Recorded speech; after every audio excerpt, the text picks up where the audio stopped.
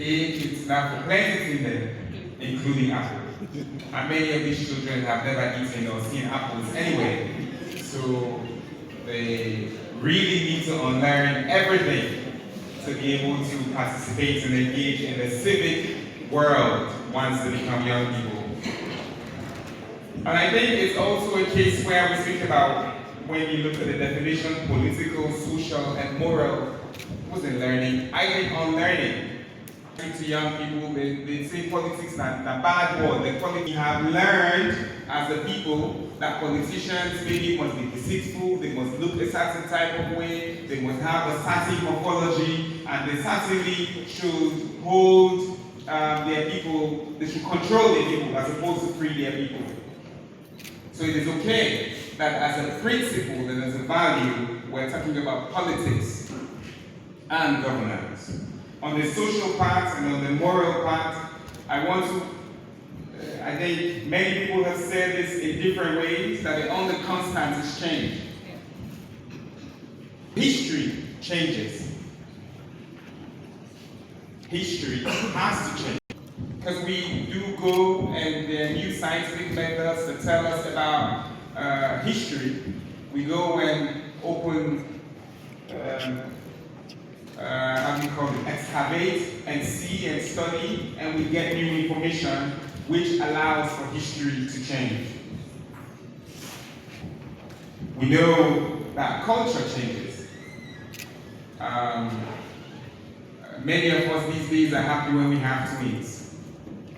Not too long ago, if you had a twin, both of them would be thrown in the bush. And many people not too long ago were happy when, or they accepted when one twin died in the delivery. But they didn't understand that it was just that our health systems were backward. That's why those twins died. Not to which, not to because that one twin better pass the other one, and then don't say don't eat them. Not to eat them. The health systems were not good enough. So our culture changes. Change. So the history, the culture, the tradition, and by change. We just saw, thanks to the incredible new Child Rights Act, and I love that it's a child-centered element to this. We just saw that there's a part in there where a child has the right to express themselves. And I was reading that and I'm like, that would I boast. Begin they go say, I get rights for expressing myself, and I get rights to be heard. And the host, actually, the king they don't say they get rights for expressing themselves, and me and this dog will get conversation. But I've also been in a room where I've engaged with paramount chiefs, and one paramount chief puts his hand up and says, don't come with that rights business to me. It's okay. We have to be able to have a conversation, because in that same room, another paramount chief stood up and said, no, that is not trading. This conversation and this engagement about history, about culture, about traditions that we are being availed to is really important for the future. And there's a key word there that people react negatively: a modern society. Modernization not means that with man anymore. Okay, we all speak English, but not to with man, I say modernization at one. Not to technology, not more than modernization. Modernization, what we all agree say, how we dress, how we work out, how we talk, how we develop, what do they do, we own responsibility today, and for tomorrow, neither modernization. Not to the technology and modernization. We are able to sit and understand that our civic education is a foundation for a modern society. As a young people, what we want for we begin them, not we grand begin them. No more. I think there's a real good and interesting opportunity in this country, because the median age in our country is 19. And today, if you look at the ask, not shame, not bad. How many people get Grand Peking? Put your hand up. If you get Grand Peking. Okay, we have, if you get Grand Peking. Yes, Peking. No, more than 100.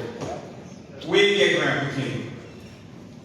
And when we develop and have a conversation like today, I don't say, when it's my police, I'm not saying Grand King member, because in Peking they go school today. In Peking the primary school, in Peking they reach class 1 So when we get a conversation about civics, we know they're not too far from me. Not too far, we great Grand Peking or we Grand Peking there. We talk. And I didn't talk for me. I didn't talk for all now where they are. And those 9 people, we know they highlight them. Not to say that bad thing for talk about Grand Peking, but it is a different thing when you're solving the problem for today for you. You wanted to underline that in this conversation, that this is the time and era in which we are living in this country. And that's thanks to His Excellency President Julius Maada Bio's amazing and visionary leadership. Now, it's important that I discuss and as minister will see and chairman this strategy now for Buna cabinet, now for shape the law, then we come on. 1965 Archives Act certainly should not be in existence today. We cannot live in a country where we speak about the 1965 Archives Act. It is not right. And so, when we discuss these strategies and policies, we must understand the privilege and opportunity that is at hand for us to shape the future and, most importantly, the today of our country. So change has to happen. And progress and modernization is not a bad thing. Let's dialogue and engage around it. So, Mr. Minister and the ministry and with everybody, I'm really looking forward to the national film policy, to the records and archives policy, to the film policy, and the information and media policy. And a lot of people these days, you know, my sister sent me a tip, was talking in Amende, they do joke for Amende. And she sent me a link of this guy's a comedian. That he does comedy, has thousands of views on TikTok in Mende unapologetically. It's phenomenal for where our country and society has come from. And this is why when we see, I think his name is Peter, the boy who just acted in the Nigerian movie, Peter Kumba. These are people where just recently they laugh. You see me and people that they laugh there, say not happy talking English. Not happy talking English, but then they act for Nigeria the way they make money, and we're proud of him. Apart from the fact that me and rap I want to sing, but he's a really talented guy. And it's important that we understand that the film policy where you can that will make sure say other people then that we don't pick in them we want for act. Now then we class 1 picking them. That they will grow up in a society in which they will able to talent, not so Genevieve, that they will able to talent Peter come back with all of what comes with it. This is the world in which we live in. And I think it's important, and I want to draw the line. These policies reflect that reality. Now, I want to end for talk about 2 things.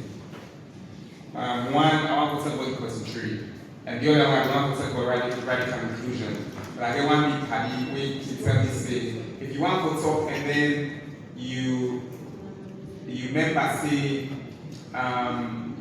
you want to give and you want to give the way you talk with him, if you say, sorry, you not do this and then maybe you will think about it twice. But where I reach that side, I will decide. When I talk about concentrate, I think it's really inspiring to hear this history.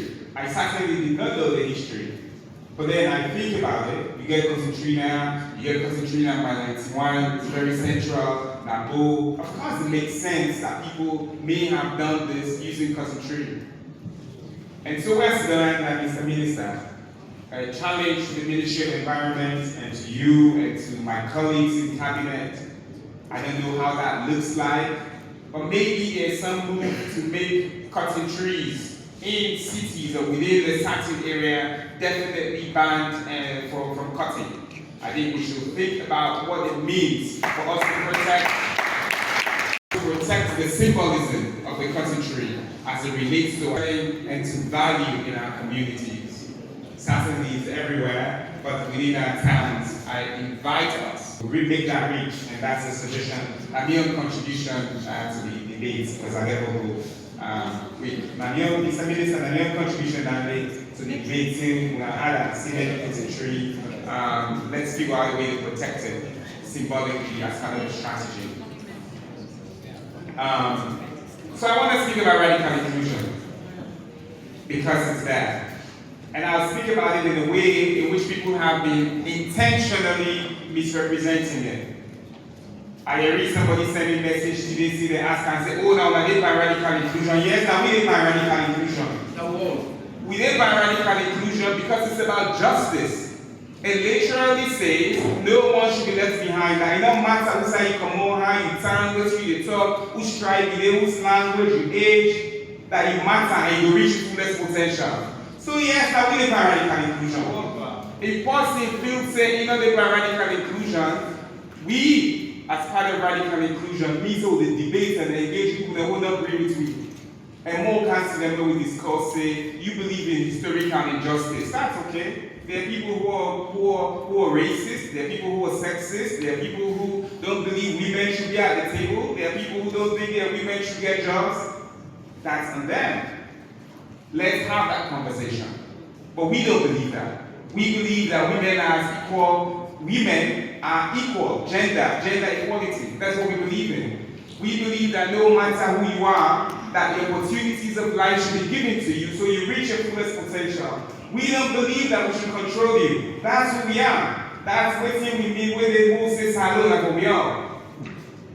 It's a privilege and blessing for us to be at this table.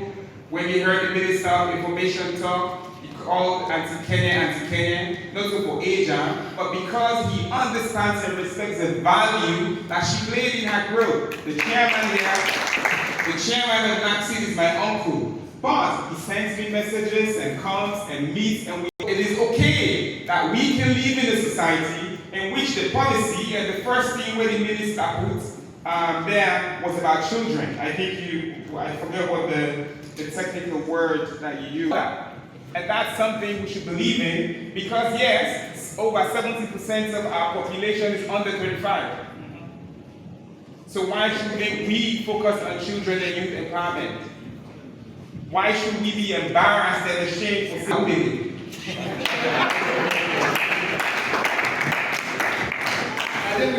And if you know that it's okay, because it's a principle and a belief about how we govern. We all, APC self-believe in radical inclusion. Politics is important because it's linked to governance. Everybody in this society today believes in it. And if you don't believe in it, it's okay. You can tell us that you don't believe in it. And we'll still sit down and tell you you're wrong and we'll still have coffee. No enemies.